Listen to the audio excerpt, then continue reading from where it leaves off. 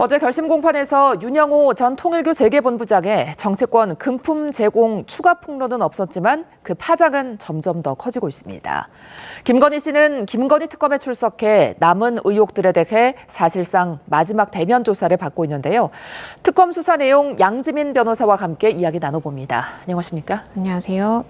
자, 김건희 씨가 지금 김건희 특검에 출석을 했습니다. 지금 오늘 여러 가지 의혹의 전반에 대한 조사가 이루어지고 있는 거죠? 맞습니다. 이제 막바지에 달았다라고 평가를 할 수 있겠는데요. 이번이 9번째 특검 출석이다 보니까 여러 가지 복잡하게 얽혀있는 사실관계라든지 사건들에 대한 연결고리를 파악하기 위해 노력을 하고 있는 모습으로 풀이가 됩니다. 우선 로저비비의 가방 수수 의혹의 경우에는 김 씨에게 고가의 가방을 전달을 하게 된 경위가 어떠한 청탁성의 목적이 있는지 대가를 바라고 건넨 것인지 이런 부분들에 대해서 주요하게 물어보게 될 것으로 보이고요. 일단은 전달을 한 그러한 주체가 예의상 그리고 뭐 도의적으로 그냥 인사치레였다라는 취지로 유의미한 진술을 지금 확보하지 못하고 있는 그런 상황이기 때문에 관련된 청탁성이라든지 대가성이라든지 이런 것들을 좀 입증을 하는 것이 가장 중요하다라고 보여지고요. 해군 선상 파티 의혹의 경우에도 대통령 부인이 공공기관 시설을 사적으로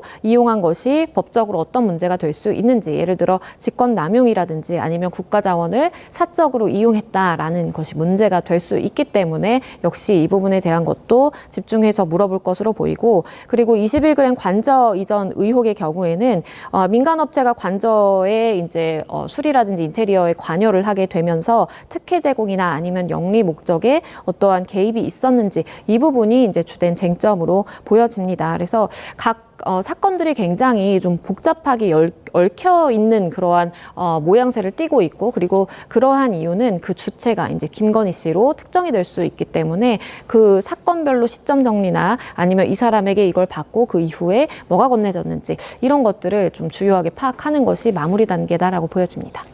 그 로저비비의 가방 수수 의혹과 관련해서는 지난 5일에 그 김기현 의원의 부인이 직접 이제 출석해서 조사를 받기도 했잖아요. 이때 어떤 결정적인 변수가 될 증언들이 좀 나왔을까요? 이 부분에 대해서는 이제 김기현 의원도 그렇고 배우자도 그렇고 유의미한 진술을 내고 있는 것으로 보이지는 않습니다. 그런데 다만 우리가 관련 당사자들의 진술만 가지고 수사에 대한 뭐 결론이라든지 결정을 짓기는 굉장히 어렵고요.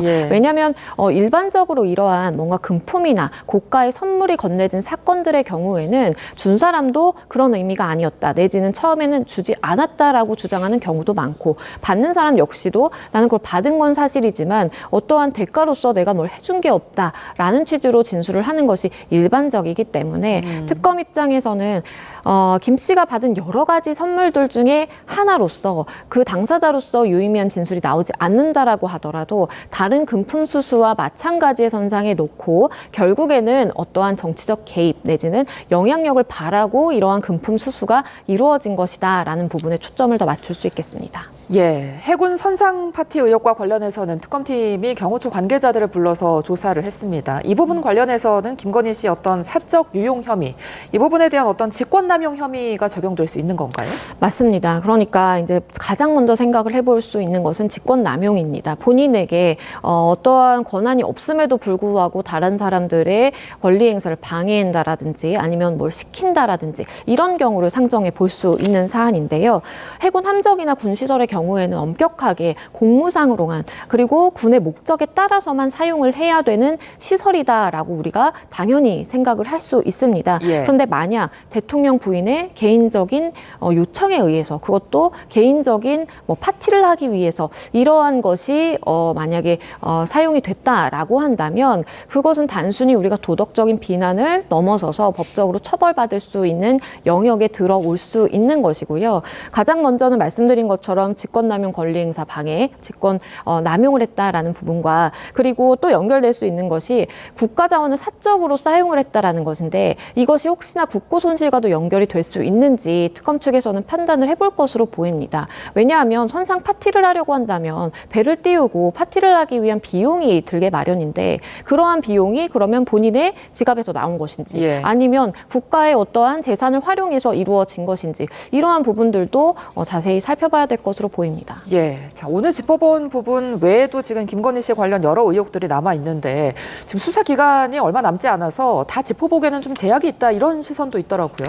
그렇죠. 왜냐하면 특검이라는 것이 우리가 상시적으로 계속 이제 운영이 되는 것이 아니라 처음에는 90일이라는 출발점을 정해놓고 시작을 하고 물론 경우에 따라서 연장을 할 수 있는 그런 시간적인 한계가 있기 때문에 사실 김건희 특검이 연루된 그러한 사건이라든지 아니면 쟁점의 숫자로는 가장 좀 많다라고 좀 보여집니다. 그렇기 때문에 남은 수사 기간 동안 이러한 특검이 모든 것을 쥐고 기소 단계에 이를 정도까지 수사를 무르익게 끌고 가기는 현실적으로 어렵다라고 보여지고요. 예. 물론 뭐 특검법을 개정을 해서 이걸 다시 바꿀 수 있지 않느냐라고 생각을 할 수 있겠지만 그렇게 된다면 특검이라는 취지 자체가 또 사라질 수가 있습니다. 원래 특검이라는 것은 제한된 시간 안에서 집약적으로 많은 인원이 투입이 돼서 사실관계를 규명하겠다라는 것으로 출발을 하는 것이기 때문에 이것을 마냥 또 연장을 하고 계속해서 늘릴 수는 없는 그런 한계가 있어서 사실상의 시간적 제약이 있고 지금 특검 측에서 아마 판단하는 것은 지금 최대한 수사를 개진을 해놓고 그 다음에는 관련 수사기관 대응하는 것이 경찰이라면 경찰, 검찰이라면 검찰 쪽으로 수사에 자료를 넘기는 것이 이제 가장 가까운 목표이자 그리고 수사가 무르익었다라고 판단되는 일부 사건에 대해서는 기소까지 이르는 그것이 지금 현재 목표라고 보여집니다. 예, 다음 주죠. 이제 17일에는 윤 전 대통령 소환 조사가 있을 예정인데 특검팀에서는 이제 윤 전 대통령과 김건희 씨가 정치적인 공동체다 이렇게 보고 있는 거잖아요. 근데 이 부분은 어떻게 규명할 수 있을까요? 그러니까 특검 입장에서도 좀 법리적으로 구성하기 위해서 이 부분이 반드시 좀 필요한 게 있는 겁니다. 예. 우리가 김 씨와 윤 전 대통령이 정치적 공동체다라는 것이 묶이지 않으면 사실 뇌물죄 적용이 어려워집니다. 과거의 사례를 생각해 보더라도 이 최서원 씨 사건에서도 경제적 공동체라는 이야기가 나왔는데 당시에도 박근혜 전 대통령은 금품을 직접적으로 수수한 것은 전혀 없었음에도 불구하고 처벌이 가능했던 것이 이 경제적 공동체로 묶여 있는 사람들이기 때문에 결국에는 공무원이라는 신분을 적용해서 뇌물죄 적용이 가능했던 것이거든요. 예. 그렇기 때문에 김 씨 역시도 윤 전 대통령과 마찬가지로 본인이 어떠한 직을 맡고 있다라든지 뭐 대통령 신분은 아닙니다. 그럼에도 불구하고 금품 수수는 김 씨가 직접적으로 다 받은 것으로 지금 사실관계는 드러나고 있기 때문에 두 사람이 결국에는 같은 정치적 목적을 가지고 행동하는 정치적 공동체다라고 해서 부부이기 때문에 당연히 뭐 경제적 공동체는 인정이 될 것이고 예. 더 나아가서 윤 전 대통령의 정치적 목적을 위해서 김건희 씨가 이것을 수수했고 두 사람은 같은 목적을 가지고 움직였다라는 것을 전제에 깔고 뇌물죄의 구성 요건을 입증하기 위해서 특검은 노력하게 될 것으로 보이고요. 그러한 정치적 공동체라는 전제를 깔고 난 이후에 대가성이라든지 금품이 어떻게 전달이 됐는지 어떤 목적을 가지고 전달이 됐는지를 규명하는 것이 다음입니다. 예, 자 통일교 관련 부분도 좀 살펴보겠습니다. 지금 윤영호 전 세계본부장이 지금 뜨거운 감자로 떠올랐는데 이번에 최후 진술에서 통일교 측에 지원했다고 주장한 민주당 정치인 명단을 이야기할 것이냐 이 부분이 좀 관심이었는데 결국에는 언급을 하지 않았습니다. 이유가 뭐라고 보세요?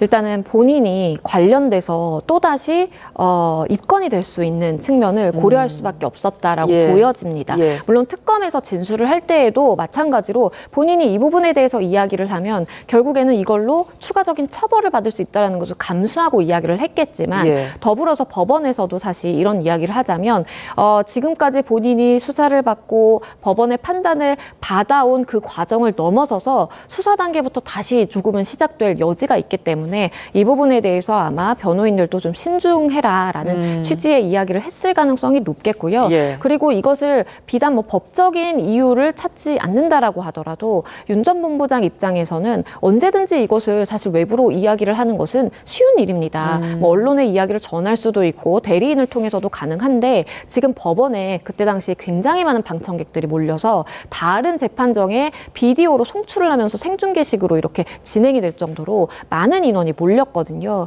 그렇기 때문에 그러한 많은 사람들이 지켜보는 앞에서 본인이 이야기를 하는 것은 조금 더 한 번 더 생각을 해보자라는 취지로 생각을 바꿨을 가능성이 있어 보입니다. 예, 지금 김건희 특검이 민주당 관련 부분을 경찰청에 이첩을 했거든요. 이 부분 그러면 앞으로 수사 어떻게 진행되는 겁니까? 일단은 경찰청에 이첩을 했는데 가장 중요한 것은 일단 공소시효가 만료가 됐는지 여부에 대해서 판단이 있어야만 순간 수사가 개진될 수 있습니다. 예. 왜냐하면 공소시효가 만료됐다라고 한다면 이것은 수사 개진의 필요성이 사라지는 것이거든요. 예. 그렇기 때문에 일단은 이첩을 하고 공소시효가 만료가 됐는지 경찰에서 판단을 하게 될 것으로 보이고, 경찰은 지금 통일교 전담팀까지 꾸려서 지금 통일교 의혹에 대해서 낱낱이 밝히겠다라고 하는 의지를 밝히고 있는 만큼 예. 유의미한 어떠한 사실관계 규명이 있을 것으로 보여집니다. 그렇다면 경찰이 이 금품 수수 의혹 사건 관련해서 정치인들의 공소시효가 만료되기 전에 기소할 수 있을까요? 그런데 적용 법조가 어떻게 되는지에 따라 너무 차이가 납니다. 왜냐하면 정치자금법 위반으로 갔을 때에는 공소시효가 7년이기 때문에 지금 이 의혹이 2018년 한 9월 정도로 이야기가 되는데 예. 그럼 이미 공소시효가 만료됐다라고 볼 여지도 있거든요. 예. 그게 아니라면 뇌물수수로 간다면 물론 액수에 따라서 7년, 10년까지 가능한데 10년까지 가능하다라는 전제에서 봤을 때 시간은 아직 많이 남아있긴 하지만 반대로 시간적인 여유가 있는 대신 법적으로 규명해야 되는 그러한 구성요건 입증이 까다로워지는 또 장단점이 있는 겁니다. 그래서 사실은 수사기관에서 수사를 개진하고자 한다면 공소시효가 만료된 정치자금법 위반으로는 수사가 더 이상은 불가능하다라고 보는 것이 맞겠고, 예. 그렇다면 그러면 우리가 최선으로 할 수 있는 것은 어쨌든 뇌물죄로 가서 공소시효가 남아 있으니까 수사를 계속 진행하되, 하지만 대가성이라든지 직무 관련성을 입증을 반드시 해야만 하는 까다로운 좀 관문이 남아 있다라고 보여집니다.